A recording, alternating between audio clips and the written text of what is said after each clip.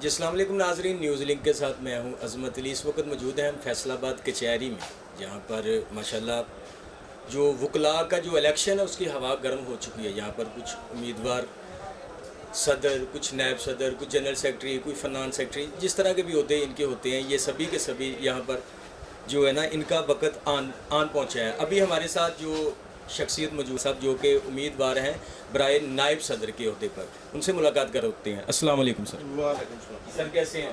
بالکل ٹھیک ٹھاک۔ سر سب سے پہلے آپ مجھے یہ بتائیں کہ آپ اپنی جتنی بھی آپ کی کیبنٹ ہے ان سے کس قدر پر امید ہیں الیکشن کے سلسلے میں؟ انشاءاللہ تعالیٰ جی، میں اللہ کے فضل سے میرا جو لیڈر لا ریفارم ہے جی جی وہ بھی میرے ساتھ ہے۔ باقی دوست احباب، چونکہ ہماری جو وکلا برادری ہے یہ سب ہم اکٹھے ہیں، جی ماشاء اللہ، تو اس میں کوئی تفریق نہیں ہے۔ بالکل۔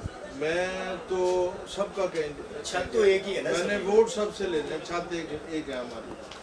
تو میرے جو دوست احباب ہیں وہ بھی تمام برادری سے مجھے امید ہے۔ مجھے ابھی دیکھ رہے ہیں بار میں جو لاٹھیوں کے ساتھ چلتے ہیں ہمارے بزرگ وکلا، جی تو جو کمپین تھا جو اوور آل جو سینئر سے بھی تعلق ہے، ینگ وکلا سے بھی ہے، جی لیکن موسٹلی کیونکہ میں جی سی سے میں نے لاء کیا، ماشاء اللہ، تو جو جی سی کے فیلوز ہیں ان کے ساتھ جن 2015 کے بعد جو پاس آؤٹ ہوئے ہیں، جی جی، اسٹل 2023 تک، تو ان سب کے ساتھ انشاءاللہ مل کے تو آپ اپنے پاپا سے کس قدر پر امید ہیں کہ جو باہر کے مسئلے ہیں وہ پاپا ان کو اجاگر کریں گے؟